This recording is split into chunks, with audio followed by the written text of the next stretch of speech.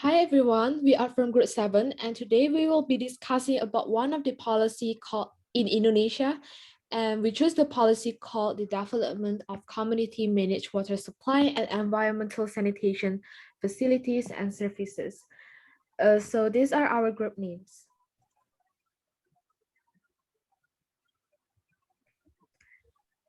Next, these are the contents that we will discuss for today's topic. The first one is the water problems in Indonesia. Second, introduction about the policy. Third one is the expected goals for this policy. Fourth, the methods of the policy and critics. And last but not least are the other possible solutions. So I will explain a little bit regarding water problems in Indonesia, or the background for the need for clean water supply and environmental sanitation, or what we call WSES, sector policy reform. So in Indonesia, at least 100 people do not have reliable service and access to clean water supplies, nor adequate sanitation facilities. Recent trends indicate that this number keeps increasing. It is mostly the poor residents who lack access to these basic services. The initial capital required to address these shortcomings are at least 3 billion US dollar, while a minimum recurring cost of $1 billion will be needed across the sector each year to keep these services in operation. With its limited resources and capital, the current government will not be able to support funding of this magnitude. Therefore, a new paradigm is necessary to bring out the hidden potential from the users of clean water supply and environmental sanitation to contribute and thus provide funding. Next.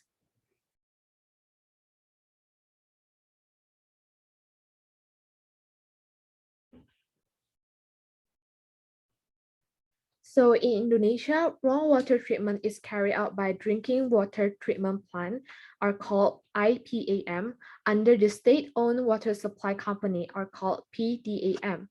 The policy of clean water in Indonesia is guaranteed and based on Article 33 of the 1945 Constitution, which reads, land, water, and all natural resources underneath are under the control of the government and are to be exploited as much as possible for the prosperity of the whole nation.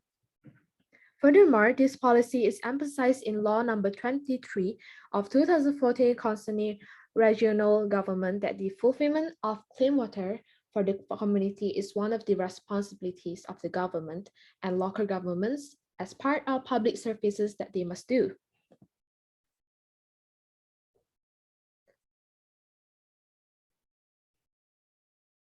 And next, we are going to talk about the expected goals for this policy. The first one is to raise clean water supply investment in urban areas, just like establishing water management institution and developing human resources programs. And the second one is to solve the sanitation problems and to change such unhygienic behavior, like providing public or communal washing, bathing, and toilet facilities in populated urban areas. And last but not least is to improve and maintain public utility installations and services, including clean water supply and the environmental sanitation in residential communities. So these attempts play important role in developing water supply and environmental sanitation, or what we call WSES sector in Indonesia, were made primarily by the government with the support of various groups such as community, non-governmental organizations, and multifarious agencies.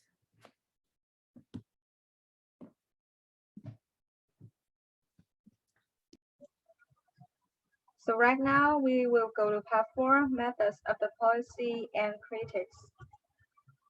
So in this part, we will discuss about the methods of 6 aspects. These are economy, technology, environment, public safety, water supply quality, and water supply quantity. And after that, we will criticize about every aspect's method. Let's get started with the first aspect, economy. So in the economy field, this policy mainly focuses on three methods. The first one is to establish and enforce water service effluent charge for efficient water management and recovery of water pollution control service costs. The second one is to establish mechanisms for cross-sectorial policy analysis, planning and development, and finally is to establish and enforce a water resources conservation charge on land uses in the catchment with an impact on water quality. So about the economic viability, as you can see, it costs a lot of money to provide a high quality water service.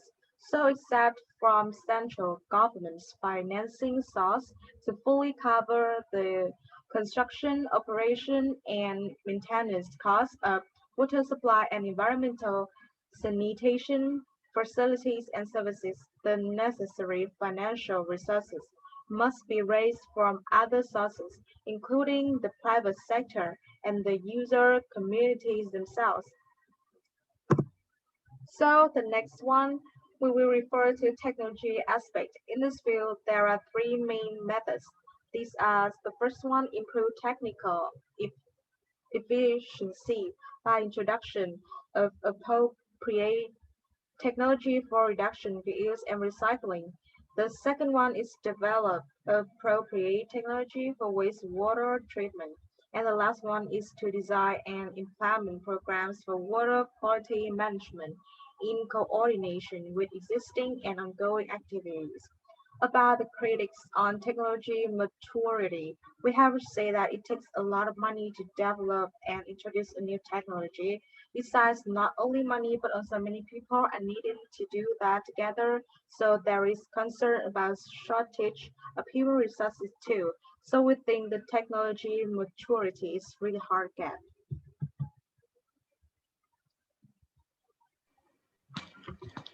Third aspect is environmental impact. The methods are: first, ensure the protection of flora and fauna that is threatened by water pollution. The second one is review economic and policy measures to increase compliance with pollution control measures. And the last one is ensure, inform, and alert end consumers of product-related effects on water through environmental labeling. However, according to Water Environment Partnership in Asia, more than half of households dispose their domestic waste directly to the river body.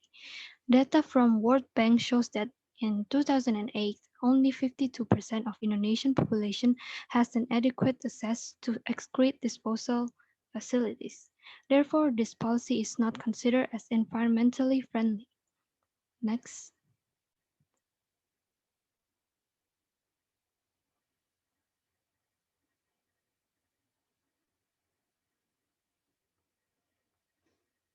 And for the public safety aspect, there is only one method, which is to review economic and policy measures to increase compliance with pollution control measures.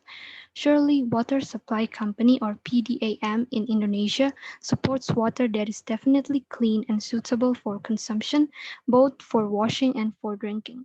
But public tap water still should only be consumed after boiling and filtering unless you are told otherwise. The main issue is pathogens due to poor water pipe infrastructure and the tropical heat. Next.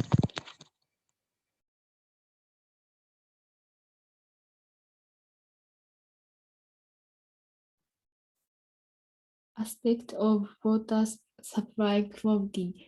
The local laboratory will periodically check the water produced from PDAM so that the quality is always good and in accordance with applicable standard. Critics on environmental impact in the process of distributing water. Sometimes water will experience a decrease in quality.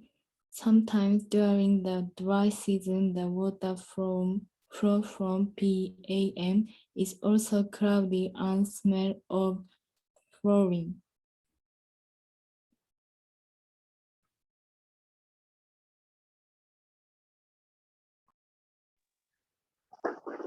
So we'll talk about water supply quantity.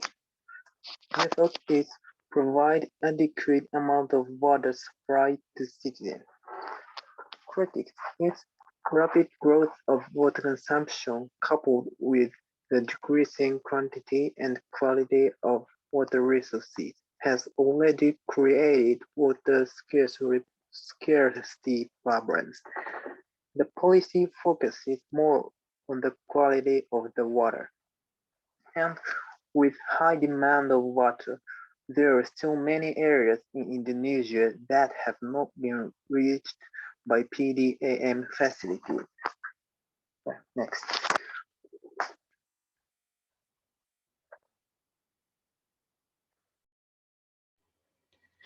And finally, the last part, which is other possible solutions that our group can think of.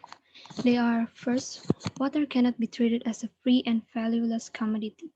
Water service can be sustained only if the costs associated with use are equal, according to the users, with the value of the water. The second one is final decisions must be made through the participation of all the users with the exception. The development approach must change from the typical government-based assistance supply-driven to the community need-based assistance or demand-driven. The government is responsible for disseminating informed clean water technology choices to the community to raise awareness. And the last is sustainability is better assured when women actively participate in the decision-making process of WSES development programs. Women are the prime managers of water use within households. They are responsible for family hygiene.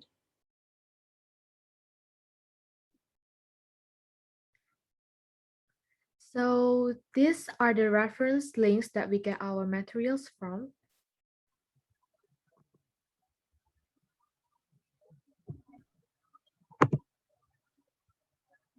And this is our group member working list. We just buy materials and summarize together and I do the PPT. So thanks for listening.